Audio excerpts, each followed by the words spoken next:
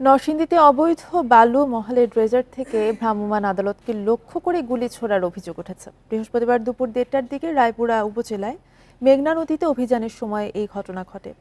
রায়পুরার UNO Masud Rana জানান, মেঘনায় অবৈধভাবে বালু উত্তোলনের খবরে অভিযানে যায় ভ্রাম্যমাণ আদালত।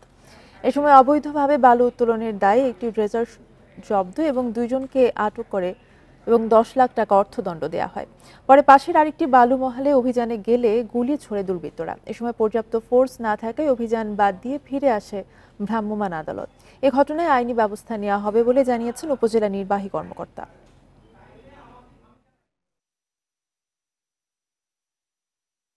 প্রকৃতির কিছু সন্ত্রাসী টাইপের মানুষ সেখানে ড্রেজার বসিয়ে অবৈধভাবে বালু উত্তোলন করতেছিল, তাই সেটাও গোপন সংবাদের ভিত্তিতে খবর পেয়ে আমরা সেখানে অভিযান করেছি।